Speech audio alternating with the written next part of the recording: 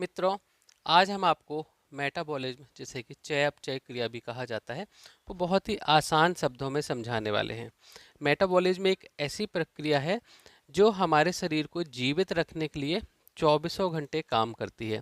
अगर आसान शब्दों में कहें तो यह वह प्रक्रिया है जिसके द्वारा हमारा शरीर खाने पीने की चीज़ों को ऊर्जा यानी कि एनर्जी में बदलते हैं। यहाँ मेटाबॉलिज्म के बारे में हम आपको विस्तार से लेकिन बहुत ही सरल भाषा में जानकारी दे रहे हैं। तो दोस्तों, मेटाबॉलिज्म वास्तव में आखिर है क्या? तो जब भी हम कुछ खाते हैं तो गया। भोजन में मौजूद मेटाबॉलिज्म कैलोरीज एक ऐसी ऑक्सीजन प्रक्रिया के है साथ जो मिलकर हमारे शरीर ऊर्जा को बनाती जीवित है रखने के लिए और यही 24/7 ऊर्जा काम करती हमारे है। शरीर सीधे को शब्द जरूरत के काम करने के लिए आवश्यक होती है, जैसे कि दौड़ना, सोचना और सोते समय सांस लेना और ब्लड सर्कुलेशन। ऐसे सभी कामों के लिए हमें इस एनर्जी की आवश्यकता होती है। मेटाबॉलिज्म दो प्रक्रियाओं का मेल है। So first of all, catabolism, यह चीज़ों को तोड़ने का काम करता है, जैसे खाने को तोड़कर उससे ऊर्जा निकालना। दूसरा होता है एनाबॉलिज्म, यह चीज़ों को बनाने का काम करता है, उस ऊर्जा का उपयोग करके नई कोशिकाओं, सेल्स को बनाने के लिए, शरीर की मरम्मत करने के लिए। तो कैटाबॉलिज्म और एनाबॉलिज्म दोनों साथ मिलकर काम करते हैं, जिससे कि हमारा शरीर प्रॉपर रूप से कार्य करता रहे।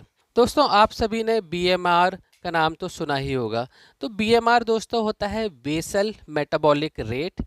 बहुत से लोग सोचते हैं कि जिम जाने से ही कैलोरी बर्न होती है, लेकिन ये सच नहीं है।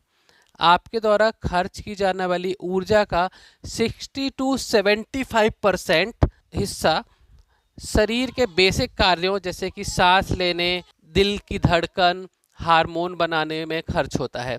इसे ही बेसिक मेटाबॉलिक रेट कहते हैं।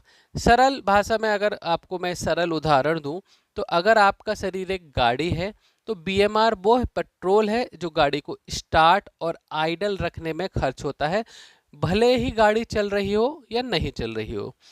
तो मेटाबॉलिज्म को प्रभावित करने वाले कुछ कारक हम आपको बताने वाले हैं। तो इन कारणों में से अगर हम प्रमुख बात करें तो आपके शरीर का आकार, आपकी संरचना। जिन लोगों की मांसपेशियां यानी कि मसल्स ज़्यादा होती हैं, उनका मेटाबॉलिज्म तेज होता है, क्योंकि मसल्स फैट यानी कि चर्बी की तुलना में ज़्यादा कैलोरीज बर्न करते हैं आराम करते समय भी। तो दोस्तों, ये माना जाता है कि हम आराम कर रहे हैं, मतलब कोई कैलोरीज बर्न नहीं कर रहे हैं, लेकिन एक्चुअली में अगर आपके मसल्स पावर अच्छी है, आपका मेटाबॉलिज्म अच्छा है, तो आप आराम करते वक्त भी अपनी कैलोरीज बर्न कर रहे हैं। दूसरी चीज़ जो यहाँ प्रभावित करती है वो है आपका लिंग, मतलब कि पुरुषों में मेटाबॉलिज्म आमतौर महिलाओं से ज़्यादा होता है, क्योंकि उनके पास प्राकृतिक रूप से अधिक मसल मास होता है। तीसरी चीज़ उम्र। उम्र बढ़ने के साथ सभी चीज़ें स्लो हो जाती है, तो मेटाबॉलिज्म भी आपका स्लो हो जाता है, क्योंकि मसल्स हमारी कम होने लगती है। चौथी चीज़ है जीन्स। तो कुछ चीज़ें अनुवांशिक होती हैं जो हमें हमारे माता पिता से मिलती है। तो मेटाबॉलिज्म भी ऐसा ही है। अगर आपको कुछ लोगों को जन्म से ही मेटाबॉलिज्म तेज़ होता है और कुछ लोगों का स्लो होता है। तो अगर दोस्तों आपका मेटाबॉलिज्म तेज है तो आप सोते समय भी ज़्यादा कैलोरीज बर्न करेंगे, आपका वजन नियंत्रण रखना बहुत ही आसान होगा, और इसे नियंत्रण रखने के कुछ हम आपको उपाय बता रहे हैं। तो दोस्तों, हम आपको मेटाबॉलिज्म बढ़ाने के कुछ तरीकों के बारे में बताने जा रहे हैं। सबसे पहला है कि आप प्रोटीन खाएं, क्योंकि शरीर को फैट या कार्ब्स की तुलना में प्रोटीन पचाने में ज़्यादा ऊर्जा लगती है। इसे थर्मिक इफेक्ट ऑफ फूड भी कहते हैं, यानी कि आपको जिस चीज़ को, प्रोटीन को पचाने में ज़्यादा ऊर्जा लगेगी तो आपका मेटाबॉलिज्म रेट तेज होगा। दूसरा होता है वेट ट्रेनिंग। तो मसल्स बनाए, जितनी ज़्यादा मसल्स होंगी आपका बीएमआर उतना ही बढ़ेगा। ज़्यादा से ज़्यादा पानी पिए। पर्याप्त पानी पीने से भी मेटाबॉलिज्म में सुधार होता है और आपका पाचन तंत्र भी अच्छा रहता है। सबसे ज़रूरी बात है अच्छी नींद लें। अगर आप दिन भर काम करते हैं तो इसलिए ज़रूरी है कि आप नींद भी अच्छे लें। नींद की कमी से भी मेटाबॉलिज्म धीमा हो सकता है। हाई इंटेंसिटी इंटरवल ट्रेनिंग करें। एक्सरसाइज का ये तरीका जो वर्कआउट के बाद भी घंटों तक आपके मेटाबॉलिज्म को हाई रखता है। इसमें आपको रेगुलर इंटरवल्स में थोड़ा आपकी मसल्स आपको एक्सरसाइज करते रहना चाहिए, और जो मसल्स वाली एक्सरसाइज है उस पर ज़्यादा फोकस करना चाहिए। इससे भी आपका मेटाबॉलिज्म बहुत तेज़ी से बढ़ता है। दोस्तों, अगर हम बात करें, मेटाबॉलिज्म आपके शरीर का इंजन है। इससे केवल वजन कम करने के नज़रिए से ना देखें, बल्कि यह शरीर को स्वस्थ रखने, ऊर्जावान रखने के लिए बहुत ज़रूरी होता है। भूखा रहने से मेटाबॉलिज्म धीमा हो जाता है, इसलिए सही खाएं, सक्रिय रहें। दोस्तों, क्या आप जानना चाहेंगे कि आप अपना BMR बेसल मेटाबॉलिक रेट कैसे कैलकुलेट कर सकते हैं? इसे कैलकुलेट करना बहुत ही आसान होता है। बस आपको आपका वजन किलोग्राम में, हाइट सेंटीमीटर में और उम्र ईयर्स में पता होने चाहिए। यहाँ मैं आपको इसका एक आसान फार्मूला दे रहा हूँ, जिसे कि हम एक उदाहरण के द्वारा समझते हैं। मान लीजिए कोई व्यक्ति है जिसका कि वजन 70 किलोग्राम है, हाइट 175 सेंटीमीटर है और उसकी उम्र 30 साल है। तो उस व्यक्ति का BMR कैसे निकलेगा? सबसे पहले आपको क्या करना है, उसकी उम्र को 10 से मल्टीप्लाई कर लेना है, जो कि आप स्क्रीन पर देख पा रहे हैं। तो 10 गुणा 70 जो आपका हो जाएगा 700। फिर उसके बाद आपको करना है, उसकी जो हाइट है उसको 1.175 सेंटीमीटर से मल्टीप्लाई करना है। तो उसको आप 6.25 इंटू 175 जो कि होगा आपका 1093.75। फिर आपको क्या करना है, जो भी उम्र है उसको 5 से मल्टीप्लाई करना है, मतलब 5 गुना 30 जो कि होता है 150। तो इस तरह आपका जो BMR होगा वो होगा 700 प्लस आपका जो सेकेंड रिजल्ट आया था 1093.75 माइनस 150 जो कि आपका थर्ड रिजल्ट आया था, और उसमें आपको प्लस कर देना 5। तो इसका जैसे कि आप स्क्रीन पर देख पा रहे हैं, टोटल जो आया है वो आया है आपका 1648.75।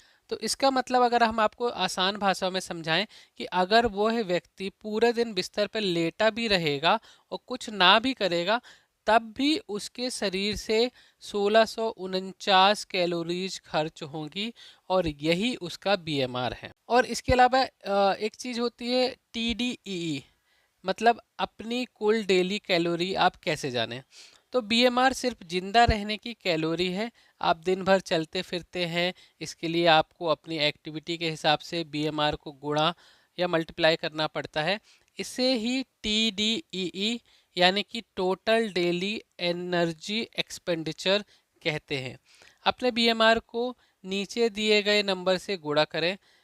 अगर आप बिल्कुल कसरत नहीं करते हैं, मतलब आपका BMR इंटू 1.2, ऑफिस जॉब, कोई एक्सरसाइज नहीं, हल्की कसरत करते हैं, तो आप अपने BMR को 1.375 से मल्टीप्लाई करें। अगर आप मध्यम कसरत करते हैं तो आप अपने BMR को 1.55 से मल्टीप्लाई करें। अगर आप बहुत हैवी एक्सरसाइज करते हैं तो आप अपने BMR को 1.725 से मल्टीप्लाई करें।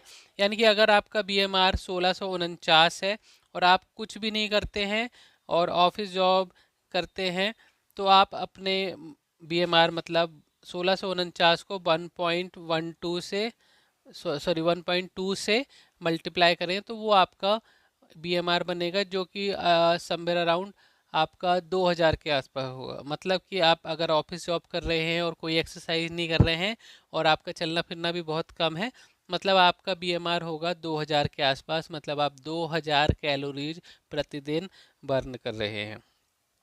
तो दोस्तों, अगर हम इस पूरे अपने वीडियो का या पूरे एनालिसिस का निष्कर्ष निकालें, तो अगर उस व्यक्ति को वजन घटाना है तो उसे 2267 से कम कैलोरीज खानी चाहिए।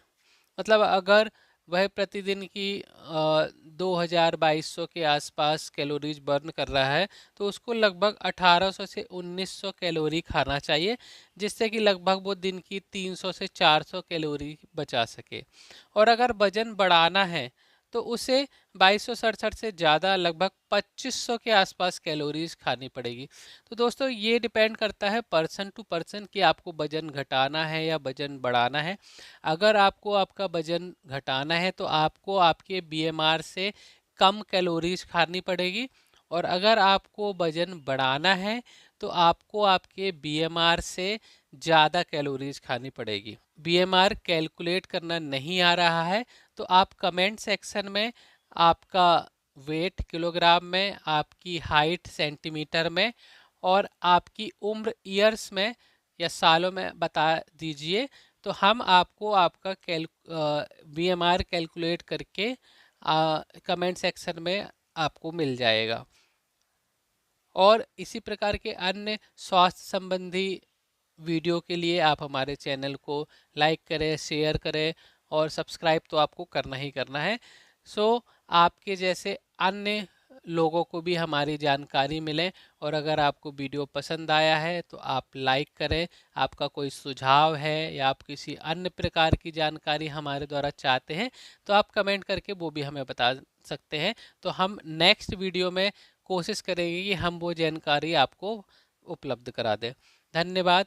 जय माता दी। हर हर महादेव। स्वस्थ रहें, मस्त रहें, यही हमारी कामना है। धन्यवाद।